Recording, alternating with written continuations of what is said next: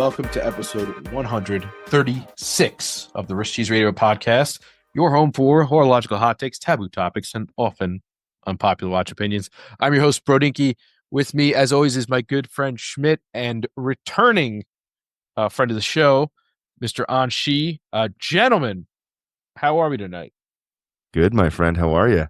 Good. We got a nice docket on our hands today. I went down to DC for district time. My good buddy An-shih here was nice enough to put me up so I could save money on a hotel and spend it on frivolous watch accessories and stuff. So that was nice. An-shih, how are you hanging in since our rendezvous? No, it's been great. Thanks for swinging on by. I really appreciate it happening. I know the wife and kids were excited to have you as well. You know, I was telling my daughter that you are a chef and you have a different skill set than us, and they were super curious about that. So thanks for doing that. And it'll always been fun to share a meal with you. I did offer my skills, but I was denied. So which is fine. I appreciate the break. No, we wanted to make it as much of a vacation on you as possible. Yeah. Anytime you can get this guy to cook you coco bun, like you got to do it. Yeah, that was I usually host and by default I'm forced to provide. But when the Schmitz was I dream of that chicken. I'm like I went full on French, so it was a good time. Good time had by all. One of my favorite kind of stick to your rib peasant foods. But yeah, anyways, good times. So for those who didn't know, weren't on social, I guess, in the past week, District Time is I guess I'll say burgeoning watch fair that is located in the DC area, hence the name District Time. It's put on by the Time Bum and friends, and it's grown significantly. I've been there. This is my third year going now. It's kind of like an off-season watch fair, which is nice because everybody knows, wind up is sometime around October. So this is kind of like almost a midway point where you can kind of get back in the swing of things and see some new stuff. It's got a wide variety, I'd say, certainly a little heavier on the micros, but it has Christopher Ward, Marathon was there, some bigger names, some more well-known and ubiquitous names in the industry. So every year it seems like they're getting more and more. This year was especially large given what it's been. I would say that this year's was bigger than Windup was when it was in the Chelsea market, which is saying something. I mean, I would say two years ago, you pretty much had all the FaceTime you wanted with the brand owners, with whoever was there. Like you were just hanging out, plenty of room, kind of, it was a very relaxed vibe. It was really cool. Like, you could really just hang out and enjoy yourself. You weren't rushed off the tables or anything. You had as much time as you wanted. Last year, a little busier, little different setup, few more brands and stuff. This year, absolute pandemonium. I mean, Christopher Ward, you could not get near their table. I didn't even try. It was a 45-minute wait, and I just, given the amount of hours that I had there, 45-minute wait to see Christopher Ward. Yeah. How do you even manage that? How do you even mitigate that? Listen, I genuinely feel bad. I can only assume that Mike Pearson cannot speak since whenever I think the show ended on Sunday, he probably has no voice. It's impossible. The guy was wheeling and dealing the entire time. He's entertaining. I think half of it is people go for the Mike Pearson experience. Like they want to be he's a name. People know who he is. Right. And they want him to kind of like give him the spiel, escort them through the product line and stuff. And don't get me wrong. It's quite the experience. I've had the pleasure with Zodiac and stuff like that, but 45 minutes. That's nuts.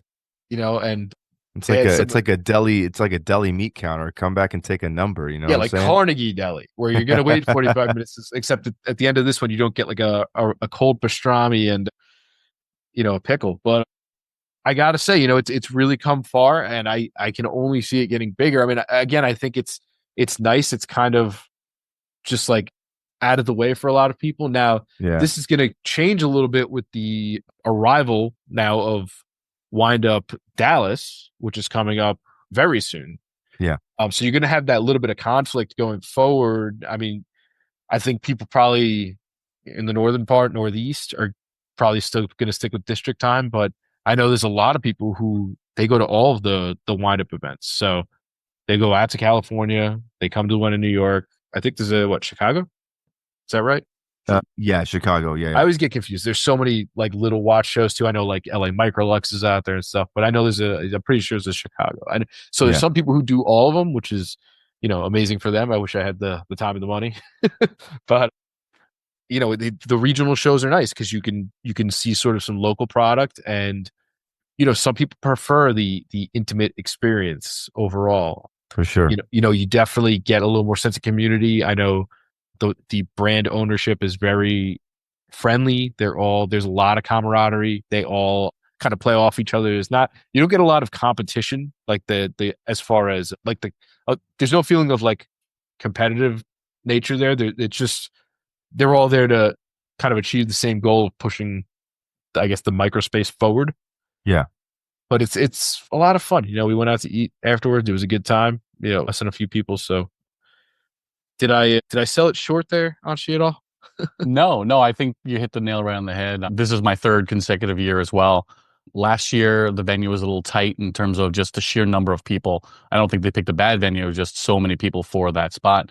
This year, Lauren and his crew decided to do a ticketing system where you'd get, the tickets were free for the main event, but you could, pay up for an extra hour, a VIP hour, if you will, which I think helped a lot. And I think they also, rolled in the press hour with that too. But I think they really picked an even better venue this time. It was more headspace, if you will. So you even though you were in a room with crowded people, you still felt like you were still in a large enough room. There was the way they oriented the tables too. There was enough kind of gap space from one side of the room to the other side of the room so that So you could important. have like exactly those conversations and talk to people, and kind of differentiate yourself from the folks who were kind of at the booth right in front and still have conversations there, which was nice. It would have been, and obviously hindsight's 2020. It would have been nice if they put Christopher Ward like a little bit further deeper in than right in the front, just for flow of traffic. But Yeah, for again, sure. yeah, that I don't blame those people sitting online for 45 minutes wanting to get a little taste of Mike Pearson. He's such a good marketer, such a master at his craft. I don't blame him at all.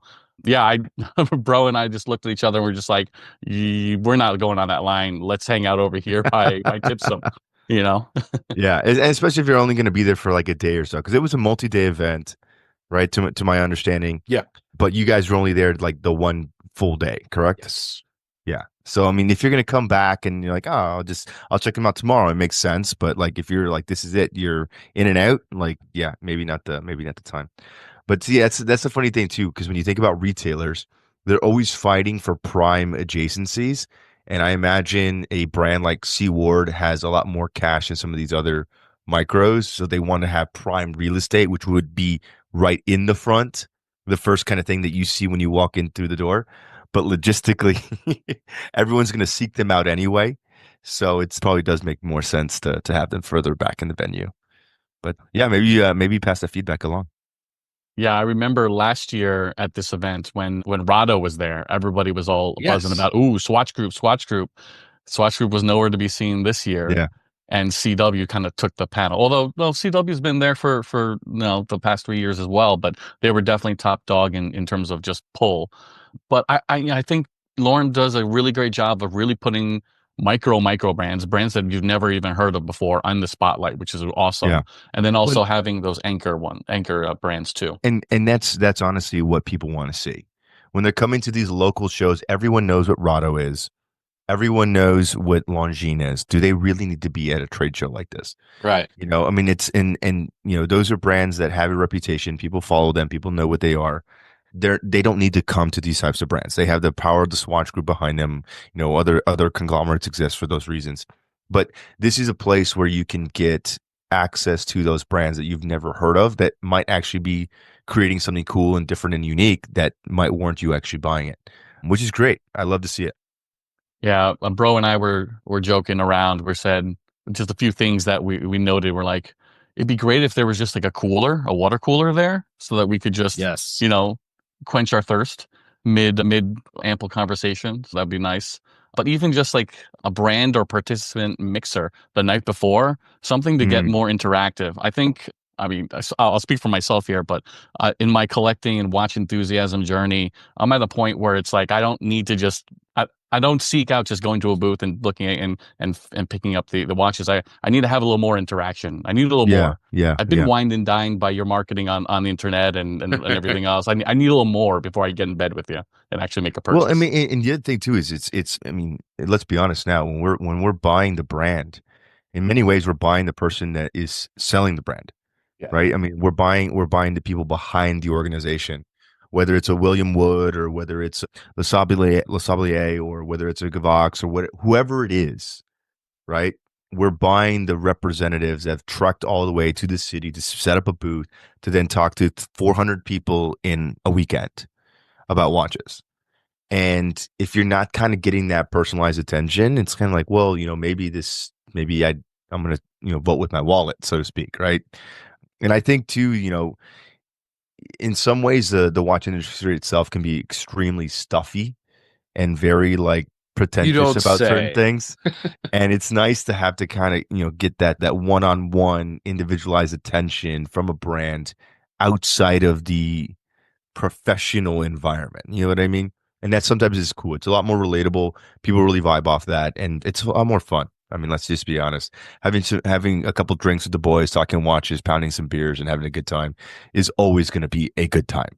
So it's cool. I agree with you on that, though. I think that's as season collectors, those are the kinds of things that we really become accustomed to wanting when we go to these types of shows. So Yeah, having been the third consecutive year, it was nice to see a buddy, Matt Zinsky of Tips and Watches. At some point, Bro and I found ourselves behind the booth, giving him a break because he's, traveling from Seattle solo, running a whole, that whole day of events. He's like, hey, when do you get a bathroom break? Type yeah, of, can you man the booth for me for a hot minute so I can go take a pee? Yeah, and the fact that obviously Matt and I go a little further back now, and the fact that he had the confidence of saying, "Hey, random stranger, I wouldn't have known through a couple of years ago, Yeah, man the yeah. booth for me. This is my business," and it was And, fun. It was fun actually. and it really does give you an appreciation for how lean these companies really are. Like Yeah. sometimes it's literally like one guy. You know what I'm saying? Like one guy is doing the whole thing. The shipping, the receiving, the fulfillment, the returns, like it's one dude. And it gives you a much greater appreciation for how independent these micro brands really can be sometimes, which I don't think that we often think about as consumers, right? We just see the brand, they have a nice website, they have a nice following, they have a nice product, but there is only sometimes a few people that make that brand exist, which is cool as well. So shout out to all those people that do the hustle and the struggle because we know it's real. I will say though, definitely a great move using the ticketing system, even if they're free tickets. I think Warren and Wow needs to learn from this because I know a lot of people griped with the amount of traffic that was through this Yeah. past year's windup. Even with the giant space that it was, there was still times where they had to keep a line due to restrictions for Occupancy. occupancy. Yeah, Yeah. so Fire by code. doing that, you were kind of filtering out the passerby, the Yeah. person who just sees a line and gets on it for no reason. Oh, it's a free Yeah. watch show. Yeah, I'll go in it. Right. Yeah. Even That though makes sense. they're not invested, they don't really know anything about it. And hey, look, maybe some of them converted that day. I don't know. It could have been a very positive thing. But I know for a lot of people who went there with the sole intent of enjoying the experience, complained that they felt there were a lot of tourists there taking up Yeah. real estate that they couldn't get to see. I mean, even there, Christopher Ward had a giant L shape, so like there was a ton of real estate to kind of get to the up to the counter, and it was still 3D. So Yeah. it stinks when you're gonna devote, especially if you're traveling, devote a day, and you have to pick and choose which booths you're gonna see based on how many people are at them. It kind of Yeah. takes away Yeah. from it. So I definitely think there's a lesson to be learned here. That is really a neat maneuver. I don't know who thought of that, but good on them. Maybe And I, and something I to and think I about. think too, because I was looking up the website. Obviously, I was not in attendance, but I was looking up the website and how they structured it. And actually, you were correct about the kind of time slots, right? You could pay for VIP access an Yes. hour before the actual event opened. That's also when they ran press. So I think that that's also very cool because all the people that are going to bottleneck everybody with the time and the attention are going to be one, VIPs, and two, the press, because they want to cover these things. They want to get snapshots. They want to get wrist shots. without 5,000 hairy wrists, in the picture frame, right? And I think by doing something like that, you really do curb a lot of that extra unnecessary flow and extra time that would be added on to that event. So you got to give him credit, man. I mean, it almost sounds stupid that nobody's done it before that way, but it's kind of interesting that nobody's done it before that way. Because you guys have been to Wind Up, you've seen the different events, so Yeah, I'm not sure. I think Windup does offer a press period I'm sure they do a press or a day. VIP period, even like if you pay extra. I could be wrong in that. There's definitely a press one for sure because I know Nick was talking about it last year.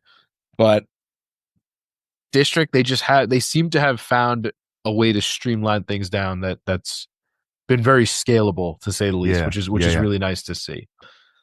And like I said, they had a fair amount of bigger players there. I mean, Bulaba is no Yeah, yeah. small fry. I saw you took some photos of the snorkel. Yeah, snorkel was cool. Gotta say, very neat. It's no Res KX still, Okay. but Seiko, you got to bring that thing over here. I don't know what I know, you're dude. making a mistake. I don't know what you're doing, but There's like 4 in the United States, and yeah, bro and I have 2 of them. yeah, So exactly. like, what are you gonna do? And Doxa, Doxa was there. I got to Yeah, see some of the newer subs and everything. That was cool. yeah. The left-handed ones, right? Yep, there was a yeah. Destro. An-shih's actually a lefty, so he appreciated that. I checked out the carbon case with the green dial. Let me Yeah, I tell saw you, that. That looks sick. it The Sea was Emerald. wonderful. Yeah, the Sea Emerald with the carbon looked Yeah, pretty you nice. may have seen my wrist make a cameo on the Doxa Yes, I Instagram did. feed. I did. But I think it was the first watch I tried on for the day, and I was like, well, I don't need to try on much more. It was really good though. I've already ruined myself for the rest Yeah. of the So rest of there's the that. afternoon. But it was cool to see them, and then some. You have your Christopher Ward. Baltic is now a player. They're coming in sort of the same vein as Christopher Ward, where they were Yeah, micro they're brand to brand. yeah, I was gonna say they're really towing that line left of independent micro, right? Like Yeah, they're getting pretty big. So, No but good stone for them. dials. No stone Yeah, dials I at did why all. not would have there it. be, right? There's not gonna be any Prismics or any stone dials there. They're all gone. They were sold within 5 seconds, and they were all honestly they were all probably pre-sold. No, literally, the guy be said honest. 5 seconds. He said Yeah, 5 seconds. The yeah. first run sold out, and I was like, wow, okay. They were gone, dude. If you hesitated pulling up your Apple Wallet, dude, you were toast. Like Yeah, if you you just couldn't got get the roasted. Apple Pay up in time. I think there were a lot of brands that I think had elements of their brand or elements of what they have produced that were unique. And I think that Yeah. was the cool draw. You had one brand that did specific Kyoshe dials from a Rose engine, and that was like their main thing. But still, like the watch offerings was still a very complete package Yeah. versus a micro brand that would be more focused on interchangeability versus another micro brand that would be more like, hey, here's a specific type of styling. So I think like as if you were to walk through that the offerings there were very varied and very stimulating as a collector and enthusiast to say, this is a fun day of just walking through and checking out what's out there. Even if that's not your taste. Was that 5280? Is that who that was? Yes, 5280. Yep. Yeah, so they have the watch that they really put out there. It was, I guess you'd say, it looked like almost like a Luminor case, Okay. like a Panerai almost. Sans crown guard, but Cushion. Mm-hmm. Something really with a really big aperture, so they could showcase their dial work, and it was really really nice. They had all kinds of stylings and every different color, and it was almost like it almost felt like they were trying to just show what they could do to maybe lend their skills to somebody else, because there's probably a lot of brands that could use that kind of dial making ability, because they are really, really nice. I know I got a picture of one it's like a navy blue dial, and I don't know how you describe it. It just looks like zigzags that are kind of etched radially into the dial, like around the center point, and it's amazing to look at. I couldn't believe they actually achieved You that. said what color? Navy blue. Navy blue. Okay, I'm looking at one that's a teal, but it almost looks like sun rays, like kind of Right. like And swirly they out. vary. You could see. I know that the teal one you're talking Yeah. about. You could see they vary the texture like halfway through, which is also Yeah. wild. Like The way I would describe it, and actually obviously holding it in person is different than like an online image. Oh, I can imagine. I can but- imagine for sure. but in hand, it looked like these dials were dripping. There was so much Yeah, depth and texture. that's accurate. So like the way Huh. that the wavy guillotine from the Rose engine gave you this element of movement, but as you kind of rotated the watch or manipulated the watch in your hand and it caught the different angles of light, it looked like there was various like dripping. It was like, obviously it's not like I was on drugs or acid or anything, but But if you it, it were, but if I was, What if that I would be did put anything in your coffee? what's interesting too, I'm looking at the brand's website. All the numerals are slightly canted. Yes, Did you notice that? I did. They're kind of canted as they go away all the way around, which is interesting. I've never seen anybody do that before. 5280. Huh. Again, would have never even known about him had I not gone. So Yeah, for sure. And not cheap though. Not cheap watches for sure. But obviously the cost is really going to come down to the engine turning and the handwork for the dials. It's pretty cool. yeah. I think the 5280, because there were so many things going on, I think the 5280 alludes to, I think maybe Denver, that mile high city element. oh, that And I makes think sense. that's maybe where they're out of. That makes sense because their logo is a mountain. It's like a mountain and a shield or something like that. Yeah. Yeah, 5280. Here we go. Yeah, off their website. Guilloche vitreous enamel dials. That's Yeah. what it was. Yeah. So it had that level Impressive. of depth. Yeah, Yeah, because very that's impressive. what Anordane does. They do vitreous enamel as well, but not guilloche, which is a whole nother level of complexity. That's quite impressive for sure, especially at that price point. Mhm. Yeah. And it was also cool because they definitely have sort of the local flavor there. I mean, they have Sal Baltimore, which is a local Hmm. watchmaker. You have your buddy Eugene Stolman, right? He has Over his at own Maryland brand. Watchworks. Yep, at Maryland Yep. Watchworks. So they have, some really local brands. Le Sablier is DC based. So it's cool to see that they're sort of supporting the hometown as well, which is Yeah. nice. It's not just a giant money grab. I think I think geographically, Shade. yeah, I think geographically the I think geographically this watch fair satisfies a good swath, a good demographic that would otherwise wouldn't be serviced. You got Yeah. big New York, you got San Fran, you got Chicago. Those are big cities. Now Dallas, but DC and Baltimore, this DMV area is quite populous, and there's a good amount of money going around too. Oh, for sure. Yeah. Um, Yeah. But I do want to say this, man. Bro, didn't we ask for a mid-country watch fair like last year? I'm pretty sure in an episode we talked about Dallas or I think you Houston. did. I think you did for sure. Yeah. Yeah. Well, we know you're listening and we do appreciate it. It's not a bad idea if it goes into play, right? That's right. That's right. So, An-shih, any standouts that you can off the top of the dome that you can remember that stuck with you? Off the top of my head, Trafford Watch Company, they're touring GMT. That Love was a that good one. color scheme. Love that. It's they did how Miami do you explain? Hurricanes, if you will. Yes.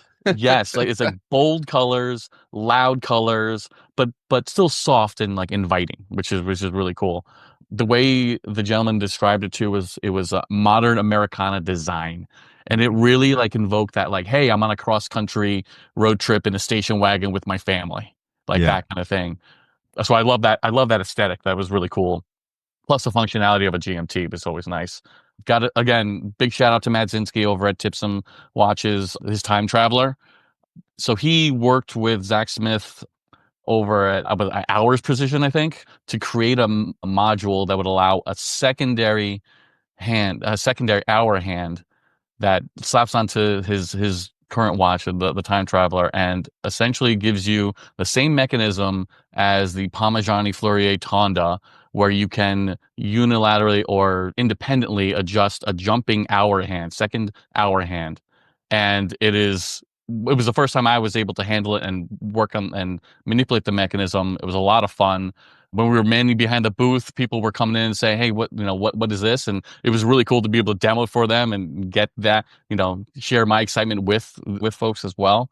I think what he's doing over there with his background in architecture and his offerings too is really, really cool. Just great value. I mean, he's out there actually designing modules, as It's cool. he's a watchmaker too. So It's super cool. I'm looking up this Trafford. It's a sexy looking watch. It is. It was It's very got handsome. it's got some it's got some oh God, bro, who do we always talk about on the podcast? Fairer. Thank you. Yes, Yeah. I don't know why I couldn't remember that. It's got some obvious Farrer vibes, but it's cool. I like it. This is actually, I think, a better looking GMT than anything that Farrer has, to be honest with you, Agreed.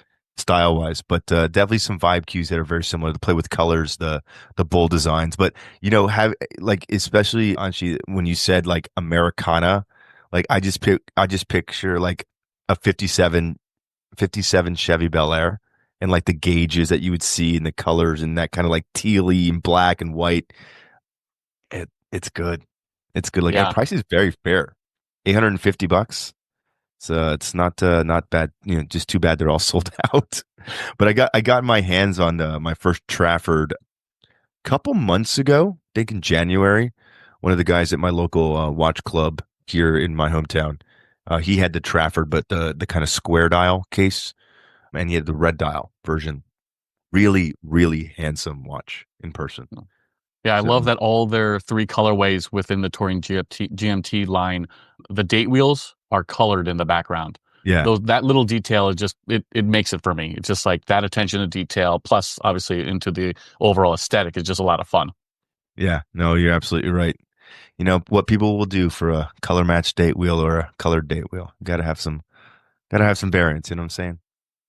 The last one, I know, bro, you and I had a kick out of it and talking to the gentleman too. What was it? UDC's Model 1. Yes. So full disclosure, when I first walked up to that booth, I thought they were full metal Casio full metal 5000s. Like just from afar, kind of walking up, I was like, oh, these are essentially just full integrated bracelet Casio, full metals. And as I got closer to it, I realized, wait a minute, this is a bit more cubitus than full metal 5000. It's kind of like somewhere in between. And then, as you get closer, you look at the dial and it's kind of got that like AP. I don't know what the name of it, but the jumbos have those little kind of squares in them, the kind of in a nice kind of matrix pattern there, and that was a lot of Are you fun. talking about the dial, like the dial texture, the tapisserie?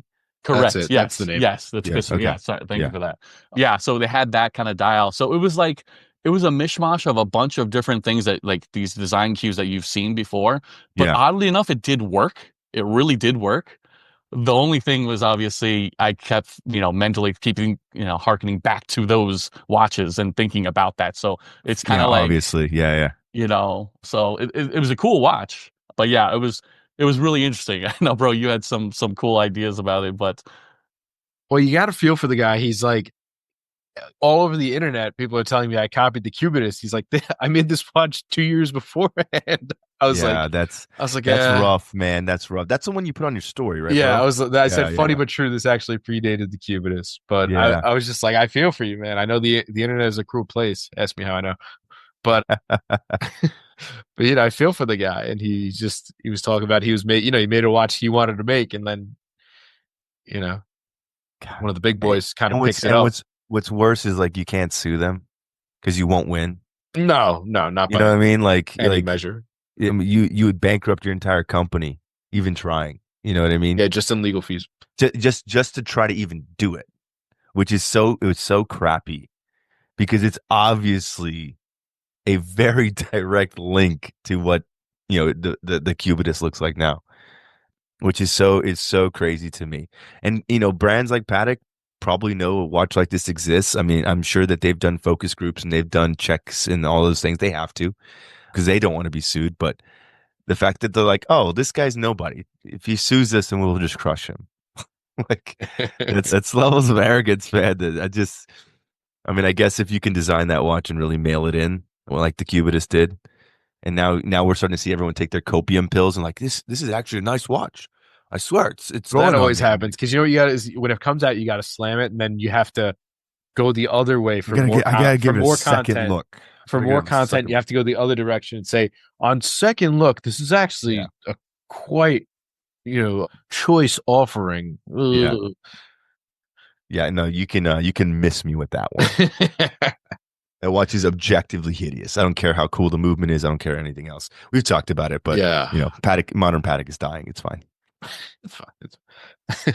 I think a brand that stuck with both of us, we kind of went in looking to check out at least one of their watches, but I think we were both impressed with the Echo Nutra, Oh, I was right? going to ask you. I saw it on the list. Yeah, they have kind of like almost like their brutalist version of like a tank sort of watch.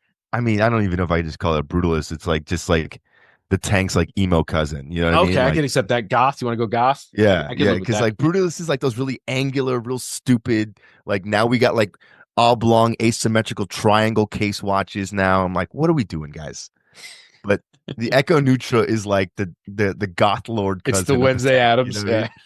Yeah. Yes, like that is a watch Wednesday Adams would actually wear. You know what I mean? Like that would be the piece. They should just run Um, with that and just call it the Wednesday. But although anyways, although I will say this, the actress that plays Wednesday Adams, page it out of my own heart. She's been wearing a few Omegas on the red carpet recently. So I've been kind of losing my crap because I really like her. She's cool. Was it Jenna Ortega. That's Jenna it. Ortega? Yeah, exactly.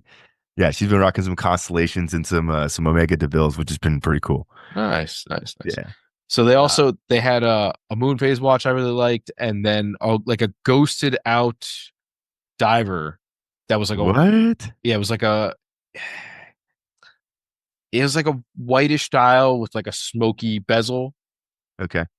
and that's kind of all there was to it. It was just a 12-9 and But three IBs. they started as a sports watch company, right? If my memory serves me correctly. That sounds correct. I mean, Okay. they kind of just. I used to see their sportier watches pop on One and Wound, and then all Yeah. of a sudden, like they kind of hit the ground running, sort of in recent months, I guess you'd say. Well, I mean, I think everyone kind of saw their stuff, and then when they came out with the Darth tank, I think that's when everyone really started to notice. Yeah. Because that watch objectively is badass. Like, I mean, if I had $1,500 laying around, and I'm like, you know what, I don't have a rectangle watch. Like, that is one to get. The titanium. We talked about this at titanium, length. it's nice. The It was titanium really case, like it's manual wind. It's a nasty piece, man, for sure, in both colorways. So As a person who recently did actually purchase a rectangular watch, I was super excited to see it just in like comparison to kind of like validate my original purchase as well. But yeah, that neo-Gothic kind of design language was exactly, I like that, the Darth tank. yeah, And yeah, that's really cool. I think they also had the best swag out of all the exhibitors. yeah. Because let's be honest, we're you there gotta for the get swag swag too, too, man. You gotta right? get swag. Yeah, they had some real cool keychains, and they even had like a wallet. I didn't grab one because I Yeah, wasn't I don't gonna know if it use was up it. for grabs. There was only one, and I was like, I don't know if this is somebody's just like show merch or if it was up. I was like, It's do I the just? guy's actual personal wallet. He's just I'm been like, do I waiting to just go take get a this? To burger and can't. Yeah, The guy's got subway passes and stuff inside. I feel like if you're gonna put it on the table, it's like up for grabs, right? Like especially at a watch fair where people are picking up watches like when they're too deep and just they're like molesting looking at everything. it. Yeah, exactly. But yeah, I was really stoked on it. I did get a chance to talk to the gentleman and ask him what's coming up next with this Rivenera line. And he mentioned that he pulled out his phone and showed me a render. But imagine the Echo Nutra Rivenera right now in black, but with a guilloche pattern on it. Ooh. And it looked pretty sweet. And you're right. If I had an extra $1,500 lying around, if I didn't buy that Cartier tank recently, I probably would have pulled the trigger there. Although I think you got to wait for the next run because they're all sold out right now. Probably. I mean, yeah, it's a pre-order right now on the website. Yeah. By the way, this guy rolls up in this like hard to get tank. Probably I think maybe one of the only Cartiers I've ever really liked. And steals the show. Every booth we go to, people are like, "Hey, can I see that?" And I'm like, "All right, well." Which tank did you get? So I bought the Cartier tank Mosaic that debuted at Watches and Wonders in 2023. What the? It's Are the you Mosaic serious, dial. An-shih? Yeah. Like with the three gold, like Yeah, absolute tri-gold. the Yep. gradient, the tri-gold dial. Yeah, the model Okay. reference number is WGTA 0175. If you want to see some cool pictures, obviously hit me up on Instagram. They're there. Yeah. I've been honeymooning with this for Epic the past story, by months. the way. Epic story landing the thing too. Yeah, There was who did I see on Instagram that posted one? It was either like a Deluxe or like a Strap Taylor meetup or something like that. And somebody had one where they had like a custom tri-gold mesh Yep. bracelet made Oh for yeah, it. we were talking about that. Yeah. And I was So like, that is also the most badass thing I've ever seen. It's so obnoxious because it's like almost more expensive than the watch to have it done, but absolutely. it's sick. Yeah, I've done the research on that even before I landed the watch. What you're referring to is Mark Cho at the Armory. He That's what has, it is. Yes. yeah, he's got some connections in over in Asia, and they literally make a tri-gold. You can do it in any kind of color gold, like solid gold, Yeah. color if you want. But because of the dial is tri-gold, you can literally have like where every separate, imagine like a 5 link chain, a bracelet, and Yeah. every one is a different gold, and the whole thing is obviously solid gold on their website. When I looked it up, they were asking, I think, 18.5 Woo. for the bracelet alone. The I watch at mean, retail, and I'm not afraid to say it on in the public sphere, I got it at 13.9, which was a retail. So the bracelet is worth more than the watch, yeah. But which is I mean, crazy. I'll tell you this though, 18.9 for a solid gold bracelet. If it's 18 karat, that's actually extremely affordable gold wise. Okay. To give you an idea, a solid gold bracelet for a Moonshine Speedmaster is 25K. Okay. It's pretty good prices for gold. I'm gonna I mean, have to it's have you. expensive. Yeah, It's I'm gonna have expensive, to. but I'm it's gonna have not to have bad. my wife listen to this playback here because Yeah, I yeah, need yeah. you to advocate for me there. Yeah, I Value mean, look, proposition. look, I mean, and here's the one thing too, the stress. Like, when I was in sales, many years ago, this is one of the things I would tell all my clients. Like, if you're looking at anything gold, this is the least expensive it will ever be new because gold continually goes up and it very, very, very seldomly, rarely ever goes down. Yeah. All time And high right brands, now. once they charge that price and it goes up, it's only ever going to be that price or more. So if you're Interesting you say that because Bro alluded to it. This has been a long journey, about 11 months for me to actually, from when I placed the order, I was probably like the last three orders like Cartier was taken. At least that's what I'm told through. worldwide. I do believe that I have a buddy of mine that works for Cartier, and he said once they do novelties and they do allocation, like it's done, and it's global allocation. Like it's not U.S. allocation, it's not China allocation, it's global. And if it's 50 pieces, it's 50 pieces. If it's 500 pieces, it's 500 pieces, and it's done. There are no exceptions. So I was like, Yeah, man, that's ruthless. He goes, yeah, we yeah, I'll piss off a never lot of know how people. many pieces. Yeah, I'll never know how many pieces because they're not numbered, but Yeah, it's considered a one shot. So it's one and done, one run and done, if you will. But yeah, so I worked with Derek Mon over at Carrot and Co. yeah, I New know Derek. He's a York. good guy. He's got a great hookup, so that was awesome working with him. Super professional, top notch professional. Yeah, And I wanted a watch to commemorate the birth of my son, and I was thinking about the classic timepieces, Calatrava, Traditionale, but I realized they kind of had a little of a stuffy air to them. I kind of wanted something a little more fun, and that dial just pops celebration. Forget what Rolex and their bubbles are. no, That is that a Yeah. that celebration dial, dial. Smokes it. the Rolex celebration dial is objectively hideous in my opinion. It makes no sense. I'm sorry. It's like, oh look, we're gonna take all of our weird watches and combine them into one super weird watch. This to me, when I look at the mosaic dial, it reminds me of champagne. It reminds me of like the color gradient of champagne floating off the fluted glass after you pour it. You have the bubbles and the effervescence coming up. That's what I think of when I saw that watch for the first time. And you hit the nail on the head. It reminds me of celebration. Like it's a happy watch. Not that watches can be happy, but it's a happy watch for sure. Yeah, yeah, and they essentially it was like, "Yep, your order's in, so you're on the list, but there's no guarantees you're going to get it." Yeah, yeah, Months and months go by, and I see, I think in early January, I see, was it Tropical Watches, the reseller online? He posted one, and he was only asking like 11.7 or something like for it. And a buddy of mine sends it to me, and he's like, "Hey, you could get this right now if you wanted to." Obviously, those are pre-sold. It's yeah. after the fact. So I was feeling a little down. I'm like, God damn, like I'm not gonna be able to get it.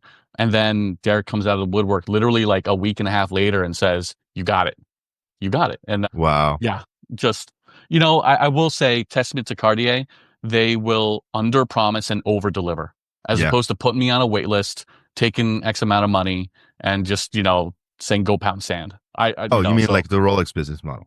I wasn't going to call anybody out. No, But it's fine, we all dude. know the elephant in the room. No, dude, it's fine. No, this is a hot takes podcast. Okay, Yep. like we're gonna call it like we see it. Balls and strikes, dude. We don't throw any punches. We don't pull punches. So it's fine.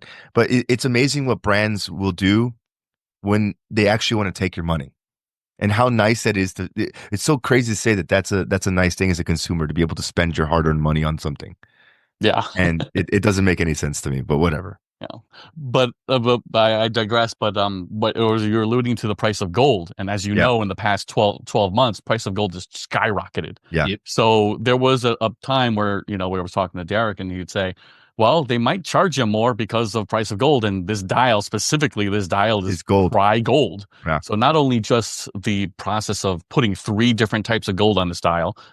But literally the price of gold, they could jack Yep. it up. So be prepared to, they might say the price has increased and you'd have to agree to it, things like that too. So yeah, that was interesting. Thankfully that never happened. And, I paid what they asked for recently, which is what was agreed upon when I placed the order, which is wonderful. But yeah, really cool experience. And I'm kind of just glad that it wasn't it's still a Tank Louis Cartier. So it's mechanical, movement and everything, just with a really awesome dial too. Yeah, So. the dial's sick. Congrats, man. That Thank is a hell of a piece for Thank you. sure. Yeah, I can see why everyone wanted that. When you said tank, I'm like, oh, it's kind of like a normal piece, and you're like, no, it's the mosaic. I'm like, oh, I will promptly see myself out because of my arrogance and my ignorance. Yeah, it was Very cool piece. It was a fun addition to the show, to say the least. Yeah, but yeah, you brought the fire for sure. Yeah. Some stuff that definitely stuck out to me, at least certainly in the fun department. Sal Baltimore is doing an Old Bay collab. I know. I saw this. I was like, what the hell? Right, And even the watch box is like an Old Bay tin. It's so cool. Crab cakes in football. That's what Maryland does, right? So there you go. So the dial is. It looks like if you were going to line up and do a bump of Old Bay. Like it's just like the powdery, grainy texture laid out orange as hell over a dial with white numerals. Looks really cool. It's like a fun little collab. But if you guys are listening, I sold one while I was there, just to let you know. So oh my God. Are you serious? Yeah, so that was funny. And the other thing they're doing that was really cool actually was they somehow got their hands on a piece of the fallen Francis Scott Key Bridge. Yes. And they are making dials out of it. Yeah, we talked about that before, didn't we, bro? That was something that he was trying to do, but I don't know if we ever covered it on the podcast or if we talked about it off air. But either way, they're making dials out of this metal. They knew somebody who was scrapping the metal, and they were just like, "Hey, can I get that?" And they were like, "Okay." So it's an actual hunk of metal from the bridge, and they're putting it into a run of watches, and obviously there's going to be a charitable donation involved with it. Yeah. But I just thought that was cool. Certainly some hometown flair, supporting local, and also, they're kind of giving back, which we all like. Yeah, for sure. That was cool. I did get to see the Beloved Mill ships. I like that a lot in both the bronze green and bronze blue. I still like the green better, but they were both really nice. We also saw the bull of stone dials, which were neat. Certainly like that TV case, which I like. It's very 70s. It's novel, kind of different from what you get today. Mm-hmm. And Akbar was also showcasing. He has, I guess, it's a prototype of his world timer, and it's got a lot of like the same three dimensionality as like the Aquaterra does. So it's got like the relief on the dial and stuff like that. That was really cool to see in person and actually get it going and stuff. So there was a lot of neat stuff. There's a lot of local flair. So that was all really good stuff. I'm trying to think if there was anybody else who really stood out to me. I know our buddy over at Richard Harvey had a watch that he didn't have the prototype on him yet, but he had some, like if you were somebody who's into, using a watch when you have a, GMT, and you can orient it so that you could tell which direction based on the sun, which direction is which. He had that like on steroids, and it's some wild complication that I sat there and I listened to him explain it, and I could not repeat it if I tried. But he was so hyped about it. He was so enthusiastic, and he had like a video of it, but he didn't have the actual watch, which was unfortunate because it was definitely neat. If I ever found myself in the wild needing that watch and its capabilities, I think I would just crawl in a hole and die. You just pack it in, right? I'm done. Like if I was ever in the wilderness, just leave me. Just leave me. I'm long for this world. Just take me. Oh, and the faux Richard Mille brand was there. Sarbamba. Sarbamba, yeah. I will say, Zarabamba. as much as it is faux Richard Mille, it is cool to have the interchangeability. I will respect that they built this to be customizable on at a whim. With that being said, would I want to be robbed for a fake Richard Mille or my hand cut off? Probably not. And I think my robber probably would be really, really disappointed if, going away for the Sarbamba instead of a Richard Mille. Yeah, I said that. I was like, well, I was like, what happens? I was like, dude, imagine you wore this thing and you get killed, and the guy's like, I killed a guy for this. Yeah, that's it's terrible. Well, depending on what state you live in, that might be like, was it different tiers of theft? Is a Oh, different like that's right. Yeah. misdemeanor or felony or something like that? Oh, well, we thought it was a Bouchard meal at $1 million. Oh, wait, actually, it's only a Sarbamba at a couple thou or what, or a couple hundred or something like that. Oh, then you're gonna get off as a That's a misdemeanor as different opposed to bracket. Yeah. yeah, exactly. Jesus, that's why I live in that Texas. that was a I live in dark Texas, turn. boys. All right. Yeah. So I got to say, it was a really good experience. Looking forward to next year. I'm jealous.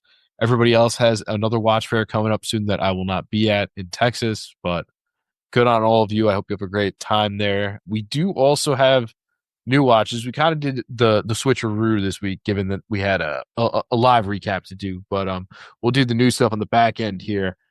A release that I was kind of excited about on first viewing because it looked really neat. Seiko brought back the King Seiko Vanek. You've probably seen it by now. It's got a very unique K shape, really cool looking bracelet, some neat dial colors. There's like a purple, there's like a brownish, bronzish gold color. There's like an ice blue situation. I was kind of into them and I was like, oh, this is something really cool. And then I got one of my good friend Schmidt's biggest complaints, the whack counterweight to the second hand. It's a giant V and it just looks really bad. And I Bro, this think watch is hideous. I'm really sorry. I kind of like it. I It's kind of dig hideous, the dude. overall aesthetic of it. I The do other not like the V. like the vintage ones it's based off of are much better in my opinion. But I can see how this could be funky and everything like that. But yeah, I don't. The navy blue one I genuinely liked, and I was like, oh, what is that thing? It's Like, why did they do this? It's like, okay, what's the quickest way to make money? Oh yeah, we're gonna do not that, and then we gotta slap automatic 3 days on the freaking dial. Oh, your other favorite Like, thing. my God, dude, Seiko is the worst offender of this stuff, man. We don't need a counterweight with a weird character or a weird thing on it. It's just extra branding nonsense. And then on top of that, we slap 3 days, put it on the case back. Nobody cares it's on the dial. It actually makes me want to buy it less. I'm like, no, Less is more. man. Other than that, dude, it's an okay design. It's just I don't know. Didn't the originals have like an actual faceted crystal? Am I wrong on yes, that? they did. Okay. See that would have been a cooler touch too. It's probably very difficult to do in sapphire, but Yeah. that would have been kind of cool. Yeah, I think the dial looks pretty cool. You're right about the automatic 3 days. It's just you're drawing my eyes away from the things that I should be drawn to. From important Yeah. stuff. Exactly. And yes, the counterweight on the second hand, I saw it and it looks like it's like a kid's drawing of a man, but just the legs, and I can't Oh unsee yeah, that. no, it's I just can't Oh unsee my it. God, that's even worse. That's Yeah. You're really absolutely funny. right. It's like every men's bathroom logo ever chopped in half. You know what I mean? Cannot unsee. Oh Yeah. my God, he's right. Yeah. I get it. It's supposed to be a V, but I just see the bottom half of a man. And I think this whole line would have been great to just do away with the date window or the date complication altogether. I could see that. Yeah, I Just- could see that too. Let me enjoy the dial. Let me enjoy the horizontal patterns and the radial patterns on the minute track as well. Like, just let me enjoy that. And unfortunately, I'm staring at a crotch essentially. Yeah. Well, it's no Black Panther watch, but here we are. All right. Since you You asked for automatic 3 days. I'll give Oh you a my little bit God, more. stop it. I'll give you a little bit more. That Seiko also put out a new Marine Master Professional. That's the SLA 081. It's got a Grand Seiko movement in it. It's everything the Marine Master that we've come to like. It's chunky, it's rugged. They even put a nice wave pattern on the dial, but they also adorned it with not only a Prospect X, which I don't really enjoy, but automatic 3 days and professional. And divers and 600-meter and everything else. It's like Tudor threw up the Pelagos onto a Marine Master. It's like 5 lines of text. Just why? Why do we do this to ourselves? Why? It's and I don't know. Maybe I'm the most frustrated watch designer out there, and I just haven't come to terms with that yet. But I look at this and I'm like, this is an objectively cool watch. As a guy who loves dive watches, awesome. But just keep it Seiko Marine Master. Then give me maybe the Prospects logo if you really want to assign it to a Prospects, and you make it tall, you make it very small, and you put it right above the 6 marker, and you leave it there. Everything else, automatic. Like, why do we need to put automatic on the dials? It's 2025. If you're a watch collector and you don't know the watch is automatic, then see yourself out. I mean, like, why are we doing this? Put it on the case back. Put 3 days on the case back. Like, this is so insane to me. I don't understand it. Like, divers, I get, because, technically, if you see the word divers, like, that's a legal determination. It usually means it's past the ISO standard for dive watches. So that's a legal thing. But again, like, do I need it on the dial? I can just as easily flip the watch over and see all the specifications. I don't know who keeps approving these things to happen. And every single time you think you get a win where they like do a dial without it, 6 months later, one comes back with it. And I'm like, why? Why? Other than that, I love the watch. The dial's beautiful with the wave texturing. I love that kind of darkish grayish blue, kind of gradient finish. It's very symmetrical with the date and the markers and everything. Bright is cool. I wish they would fix the clasp because the clasp still kind of sucks, even though it is the, crazy chunky divers extension clasp. But, there's just too much on the dial text wise. And I don't know why we keep doing it. Hey, they put the loom on the tip of the second hand. They did. They heard you.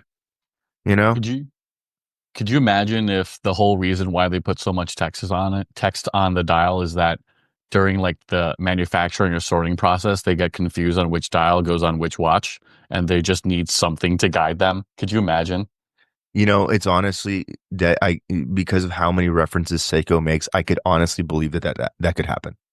Knowing what I know about production and how things can be done, I could 1000% see that being the case. Yeah, that poor one Japanese like worker at the factory, he's got like a billion conveyor belts moving along with dials on them, and he's just like, where does everything go? Oh, now I know. It says it's the automatic 3 days. Yeah. Oh, this one's the professional one. Oh, wait, 600 meters? Great. Like, yeah. You're honest, An-shih, you're probably right.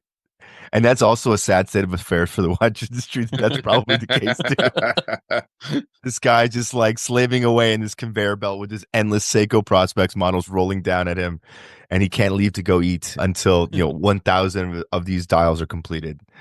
Yeah, that's probably true. It's probably true. But again, so much real estate on the back where we could put all this information. And you know what? It already says it on the back too. Because I just looked at the case back and it does say divers watch 600 meters. That's actually great. Diving, limited edition. I'm like, it even has the Prospects logo on the case back as well. So yeah, we obviously have the power to do it. We just choose not to. I'm holding firm to my theory is that they can't keep track of all these parts. Probably right. You're probably 1000% right, dude. Oh man, that's brutal. This time they had to have a robot etch it into metal, and just so they could understand which one goes to which. Bro, let me ask you this. What was the price point of the original Marine Masters? Because I don't remember it being close to $5,000. No, this bad boy is $4,600. Am I hallucinating? I don't remember them used to being $5,000. You know what the problem is? I always looked at them secondhand. So I know you could get them. I want to say you could get them in the high twos. But The high twos to the fives is almost a No, very that's a different big price gap. point. I mean, adjusted for inflation and all that other good stuff.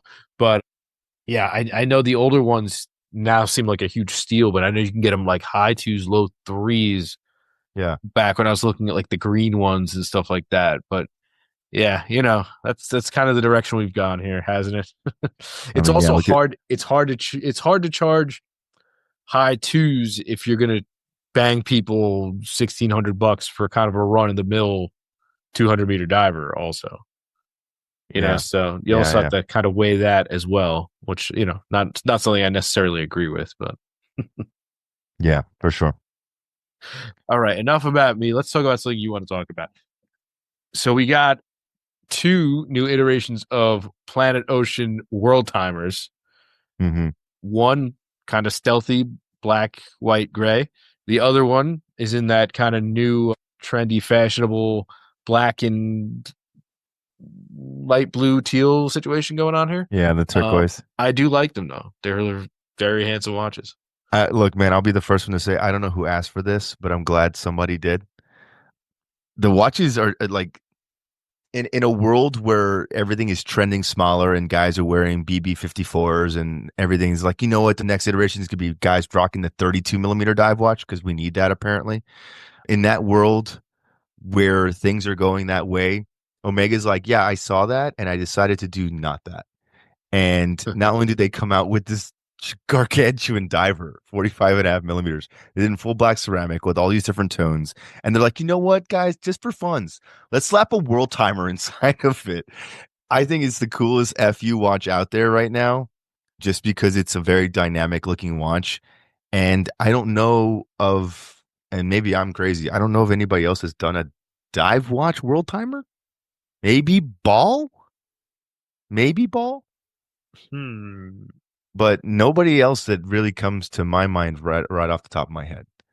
But regardless, if they have, they don't look like this, and it's a cool watch. My brother has a deep black GMT PO from a couple years back, the black and blue variation. Oh So yeah.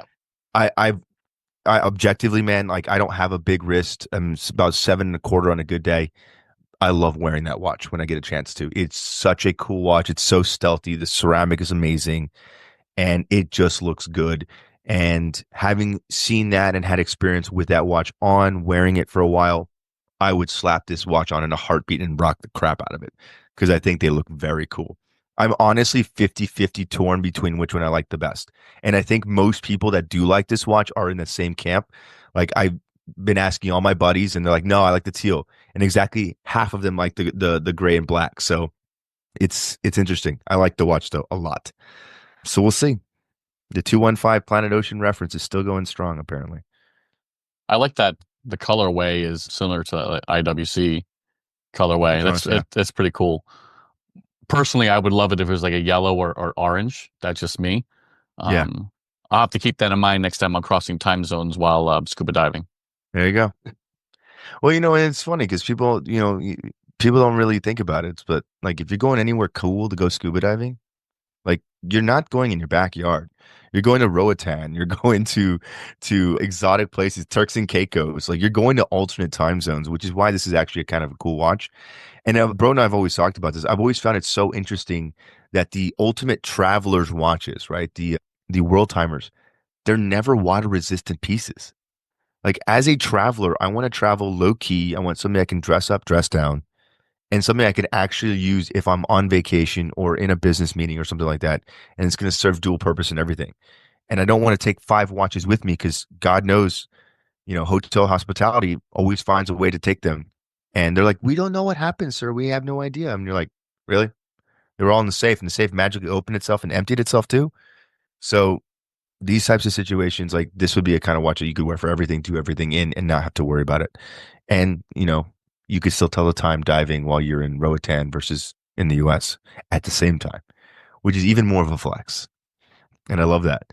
But I will say this, a lot of people give the whole turquoise and black thing directly to IWC, but many, many, many moons ago, Omega came out with the Casamigos turquoise and black Planet Oh Ocean yeah, we deep. Like, talked about this. everyone forgets about that watch.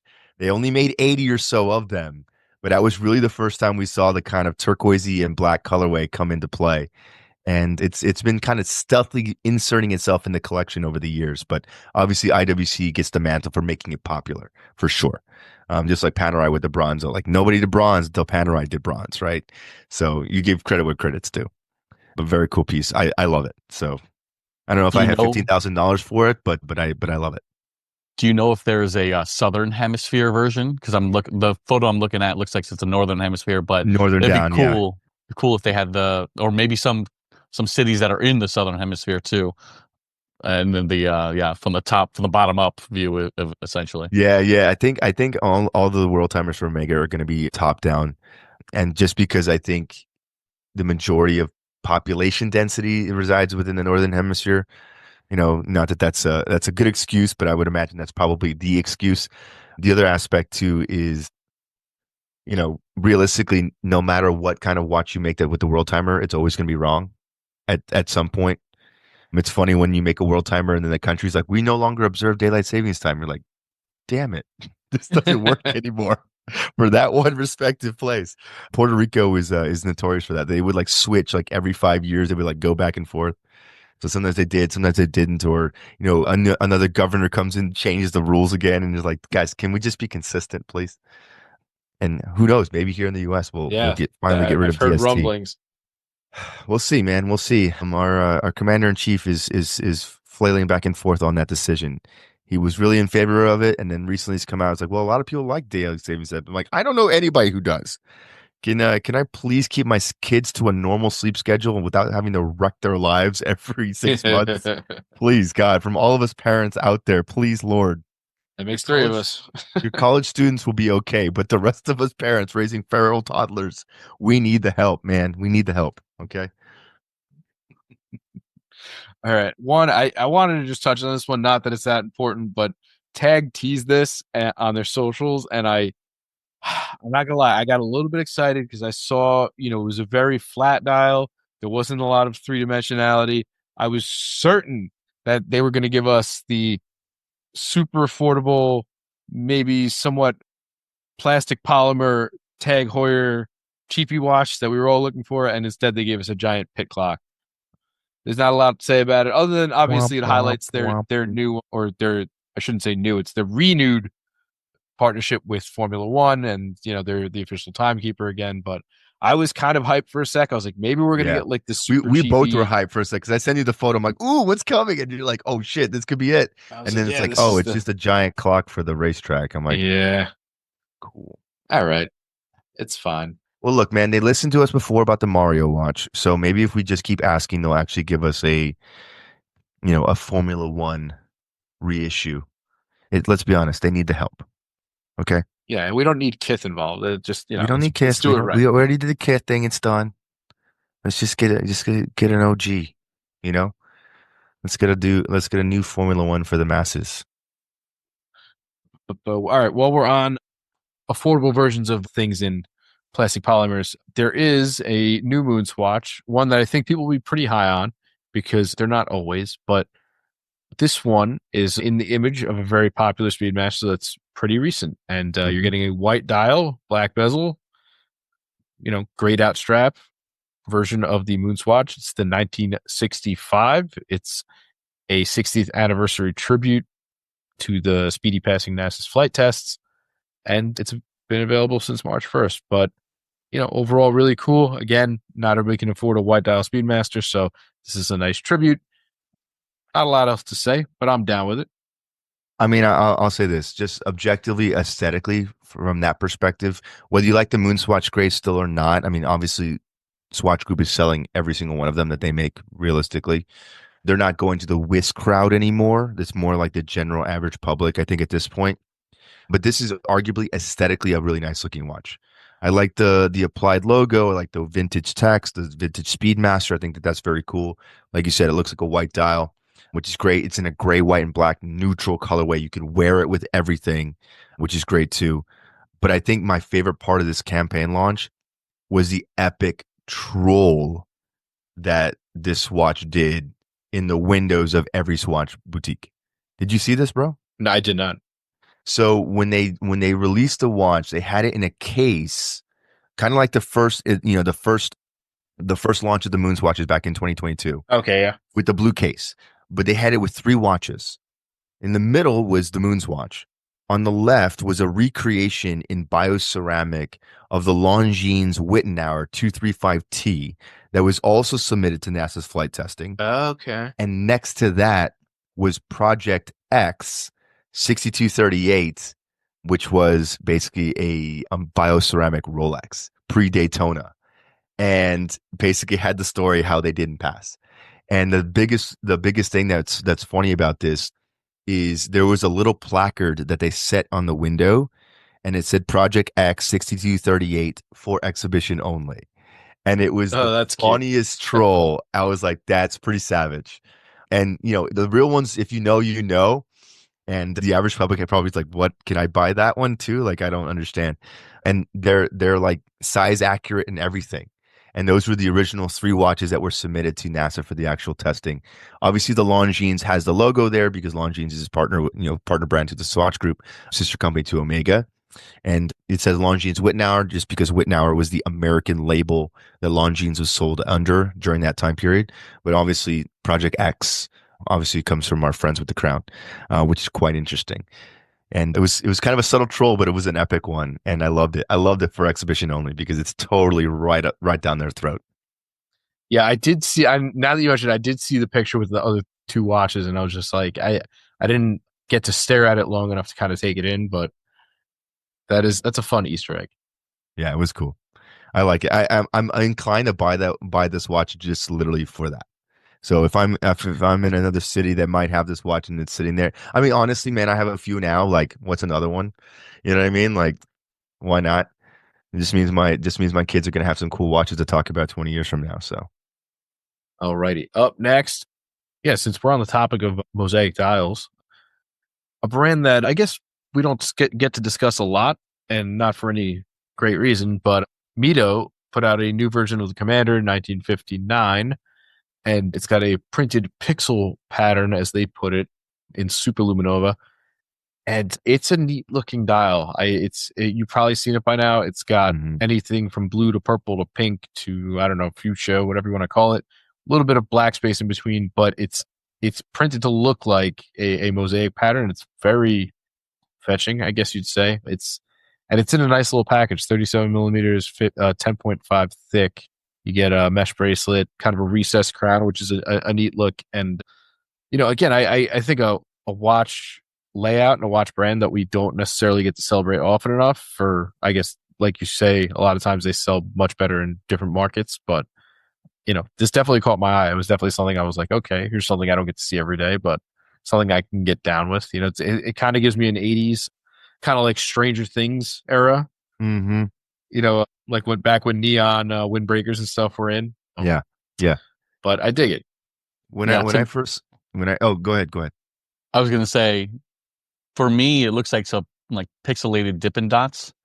Yeah, I can see that. Um, but I love how this kind of, I don't want to call it arbitrary because it's obviously intended or stamped dial or something like that. But I love how the font style of Mito and the font style of Commander are different, but it goes so well with this rutilated or kind of wacky pixelated dial here. Yeah. And then you pair it all with this Milanese strap or bracelet, and it's so many different things, so many high frequency things coming along together, but it really does work really well. Mhm. It does.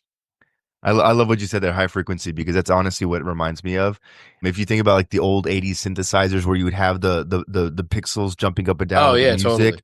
like that's immediately what I think of. And when I first saw this watch, I actually thought it was a customization from the dial artist that has the Instagram page on IG, because he's done a lot of crazy cool stuff like this before. But to see that it was actually coming from Mito itself, a mainstream brand, I thought was very cool. I've always been a fan of the Commander. I've never owned one. It's a fiercely iconic watch, especially in Latin America. Like every other guy in Mexico, if it's not a gold Rolex, it's a gold Mito Commander, which is kind of funny. But they've been around in iconic pieces since the 60s all the way through the 70s and the 80s. And every once in a while, I'll see somebody in around Texas wearing a gold Commander. You can literally spot it from across the room. But it's very cool to see this one in steel. I think it's a lot more approachable for most people. And the colorways make it very fun that, honestly, people would want to jump in and grab one of these. If this is ever on the secondary, I mean, it's 740 retail, which is already not bad. But you pick this up at, $400 secondary, like Yeah. that's kind of a win for me. And I guarantee you that's a watch you could show up to a meetup and nobody's ever seen it. And Yeah. that's kind of where I'm at. I think most of us now in the collecting journey, we're just looking for weird stuff, and it doesn't have to be expensive, but it's just fun. I mean, this would be one of those pieces that's pretty fun. Yeah. Power reserve up to 80 hours. That's pretty impressive for a watch of Yeah. this caliber. The only thing I do have concern is a harsh word, but concerns about, or I want to try it on beforehand, is that the case doesn't really look like it has true lugs or Mm-mm. lugs like you would imagine that like it protrude. So with the Milanese, it's probably a bit more forgiving because it's so bendy of a bracelet. But how it sits, it might cause some folks with different styles of wrists some grief, Yeah, it's or it may it's not more sit it's well. more of like a bangle style because it's gonna come out of the case and like naturally round over. So it's not gonna lay contoured onto the wrist like you might think it would. It's more of like if you can imagine like a metal cuff bracelet or something like that, where it's kind of got a fixed geometry. That's kind of more in line with how it's gonna sit. Yeah. And they say the thickness is only 10.5 millimeters, so that's not thick at all. That's I mean, pretty good. and it's crazy. Like you said, 80-hour power reserve. It also has a Nevacron hairspring. For those who don't know, that's now the Swatch Group's titanium-based alloy hairspring, which actually gives it anti-magnetic properties too, which is just crazy to watch it, under $800, which is pretty awesome. But yeah, I love it. I love it. Pretty impressive. Yeah. Speaking of impressive, the next watch, it's almost irrelevant because it's only 15 pieces and it's rather Seems to be expensive. their trend. Seems to be their But trend. but I wanted to give credit where credit is due. This is a brand I've never ever jived with, one that I've never really understood or really kind of liked much they put out. But I gotta give credit to Ming on this one. They Yeah. made a really neat looking watch. It is the Project 21. It's known as extra flat. It's really thin. It's got crazy specs on it. It's a 35 millimeter watch, and I think it's like 6.9 millimeters Hmm. thick. It's in tantalum. So sick with Yeah, tantalum. the dial is absolutely bonkers. It's apparently it's two layers of dial. I guess I don't think it's like a sandwich dial. But either way, it looks like it looks honestly like a depiction of the sun. Like there's a circle in the middle with like concentric circles, and then there's just Hmm. like rays radiating out from that look like they're etched into the dial, and it just looks money, for lack Yeah. of a better word. But kudos to them. Again, I've never really jived with these watches, but this one it really knocked it out the park on this one. Yeah, I'm gonna nickname this the Sandworm just because of the vicinity of the Dune movie. The Dune Um, movie. Yeah. but that's what it looks like. That dual Yeah. The layer mouth, right? dial, exactly right. The mouth of Yeah. the Sandworm, which is cool and stuff. I mean, I love the Dune movie. So, but yeah, you're right. I mean, it's a 15 pieces. I'll probably never see one in my life, and I don't really have 33,000 Swiss francs to shell out Burn. for this. But beautiful watch. I mean, the tantalum alone, the Yeah. curves on that case. I would love to see their discard pile in that Yeah, process right. because it's got to be a mountain. Yeah.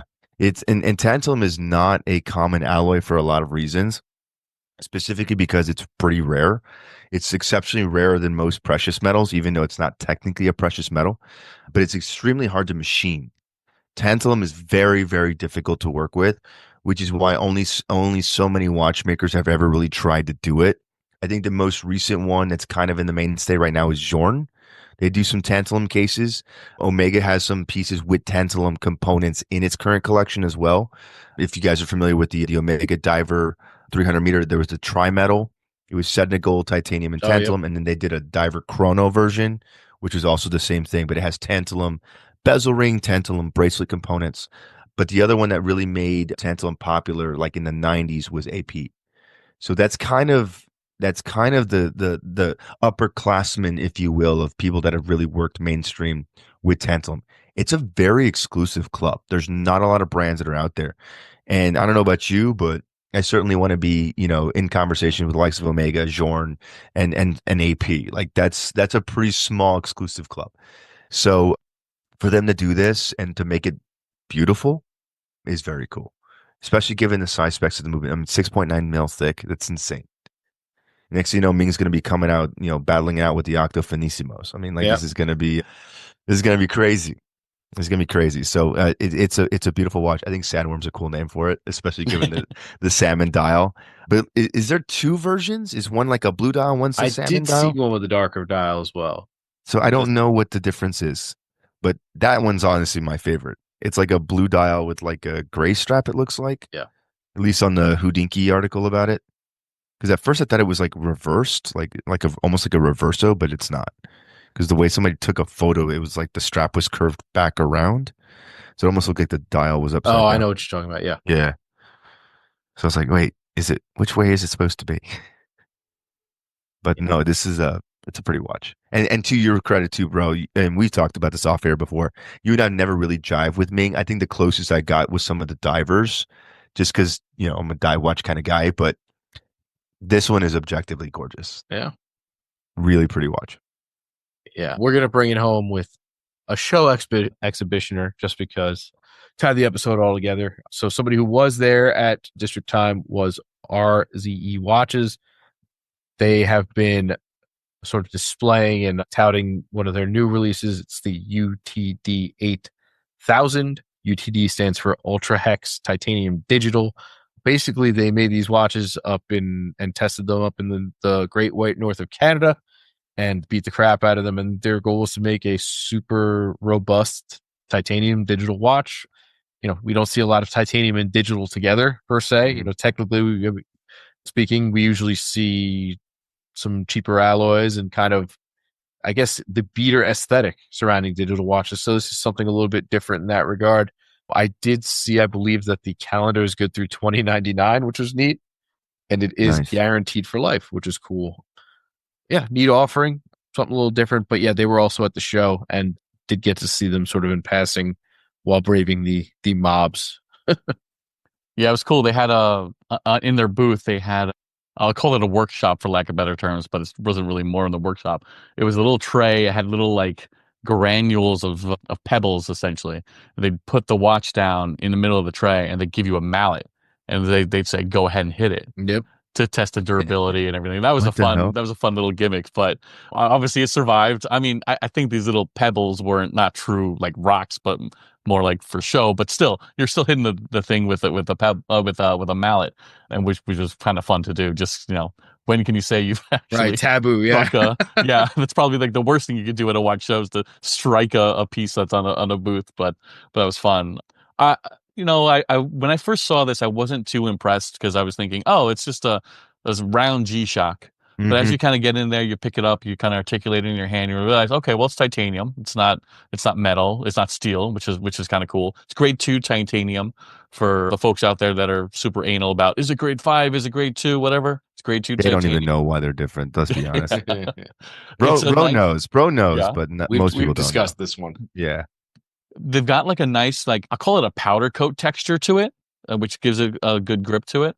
I could see this. I mean, if you were to actually use it adventuring out, overlanding, doing something outdoors, getting scratched up pretty nicely with the titanium with a nice patina on it. But yeah, I think other than the name, I was actually pretty impressed by it. It's a nice change of pace, and I think that's what we saw a lot of District Times, that we have brands that were coming out with trying to push the needle forward somewhere, and I really appreciated that. The name for me, as soon as I saw the UTD, I was like, is that like an STD or a UTI or just UTI, Where are we at now with that? for Yeah. some reason yeah. I just got fixated on that and just kind of ruined it for me. But that's just how my mind. At some is point, they racing. went to STI, and then that's when I lost track. Yeah. Well, you gotta remove the accountability for these things, right? Whatever makes you sleep at night. That's it. Look, I have no experience with this watch. I like it, just looking at it and just based on specs alone and the price. Yeah, that okay. ain't bad.